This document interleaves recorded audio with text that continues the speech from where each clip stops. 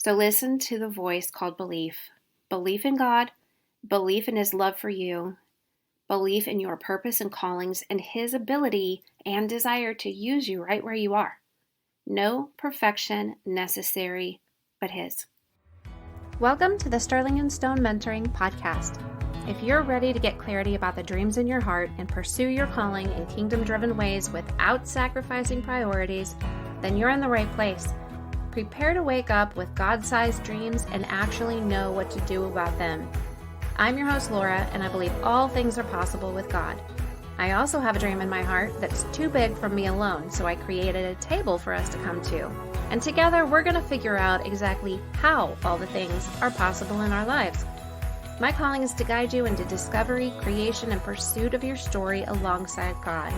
At this table, you're going to find personal and spiritual growth tools, support to pursue your calling, strategies that align with your values, and encouragement to be the thriving, faithful woman you long to be. So take a seat at the table, grab a pencil, and get ready to become the most powerful character in your story. And the day is beautiful. It started out raining and it turned into a 70-degree, sunny March 17th. Happy St. Patrick's Day from somebody who is about 50% Irish, married to somebody who's about 50% Irish. So that's 100% in this house. And the grass is green. There's probably 4-leaf clovers out there. And all that that means is that life is new and God is real. That's what that means. 4-leaf clovers are like the miracles that pop up in the middle of the mundane. I want to talk to you about what voice you're listening to in your head.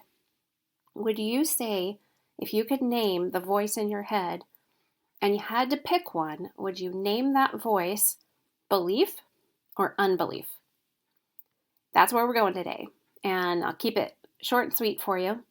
When your soul, your thoughts, your paradigm, your feelings, imaginations, and will, your soul's ecosystem, when it is speaking unbelief to you, you hear that you're lacking, broken, missing out, too much in the important areas and not enough in the other important areas. You're deprived, you're a failure, you are being controlled or abandoned, or you don't matter. You hear that you're not special or wanted or liked, you're not good enough, you're not capable, you're not safe. But when you rise up and let your soul be led by your spirit, when you choose to nourish your spirit and say, hey, I need some truth. My soul is leading, my soul's taking over, or maybe even my body, my hormones, my time of month or year or season, time of day. There's so many options. God help us. When you recognize that your body or your soul is leading you and making decisions for you, they tend towards unbelief and misalignment.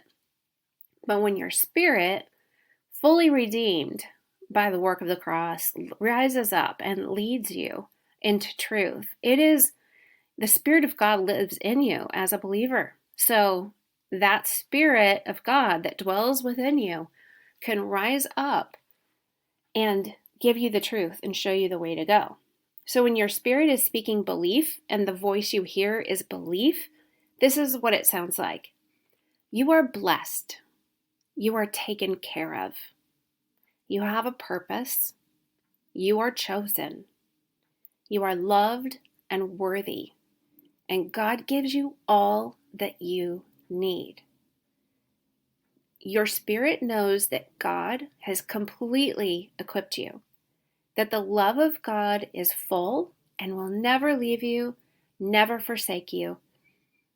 All that you feel you're lacking, in truth, you may not need it, but what you do need, He has given you. You're not missing out on anything because everything that is exciting in this unseen realm is accessible to you, the mysteries of God. And you are enough at every moment in the kingdom of God. So you're not deprived because God's given you everything you need. You're not a failure because His Spirit has, the death of Jesus on the cross, it has redeemed you.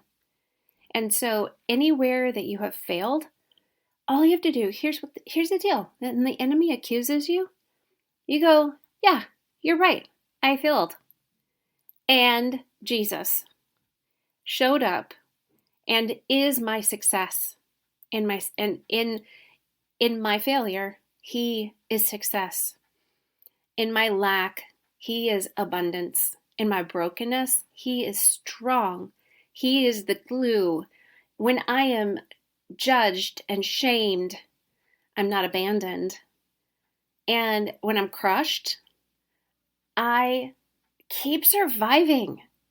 I don't know how necessarily, but man, it just keeps happening. When it seems like I don't have enough, I find that is prime opportunity for Him to show up for supernatural provision. And I'd rather have the supernatural provision than anything my striving can conjure up. So when the enemy tells you that you're not enough, you can agree with him and say, without Jesus, I wasn't. But I have Jesus now. And now I am enough because of Him. You'll never be enough on your own. You'll never have enough on your own. But you will live free and true because of Jesus. Belief is a gift from God. God's given everybody a portion of faith. There's a mustard seed in there, and you have to train yourself to be aware of when your unbelief voice is talking to you. You have to practice what is called self-observation and choose self-leadership. Don't wait for somebody to come correct you. We are adults. It's not really outside of a job when you have a boss who is brave enough to correct you in a specific area. We don't often, as adults, have anyone really guiding us and telling us the way in which to go, which is really sad. That's where mentors and coaches come in, I believe, and I encourage you to find one. But you are living a life where you must learn to be more aware of what's going on, be mindful, and observe what's going on in your body and in your soul and in your spirit. That's your responsibility. You and I have the honor of taking care of this temple that houses the Spirit. So do that and have peace, because you know that God leads you and you have the ability to lead yourself. You can do this. So remember that taking your thoughts captive means to challenge those thoughts and confine them and hold them up against the light of truth and say, is this belief? And if it's not, you don't have to keep believing it. Let go. Tell it, no, I don't believe you anymore. I will not go the way that you want me to go. I'm choosing a new path. I'm writing a fresh story. I am not going to stay in the habit of unbelief. So your brain will always interpret a new experience based on past experiences and its translation of the events of the past. And your brain wants to keep you safe. So oftentimes the habit of unbelief is stemming from the way that our brains have interpreted what's going on. But our belief system is not always based on actual belief principles. Sometimes your belief system is unbelief. That's your belief system. Unbelief. But unbelief is still a belief system. So, you get in the habit of just following whatever you think. But you don't have to. Just because you've believed something your whole life doesn't mean you have to keep believing it. So here's my point. When you're living in unbelief, you'll hear the voice telling you that you have no purpose, that your calling is unattainable, you can never do what God's put in your heart, Or you'll believe that you're not good enough, or that your dreams are too big or too presumptuous.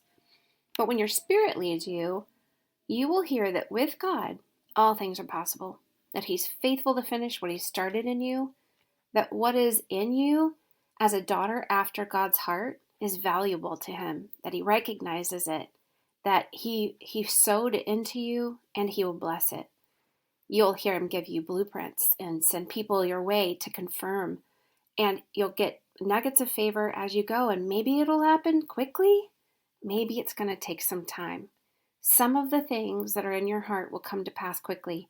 Most things will take time. It is faith, my friend, and you don't have to live like Abraham, striving and covering up his wife as a sister because to him the circumstances looked like they didn't line up. You don't have to strive, but you're invited to partner and co-create with your Father. And you don't have to live in shame that, maybe like Sarah, you laughed when you heard God's promises.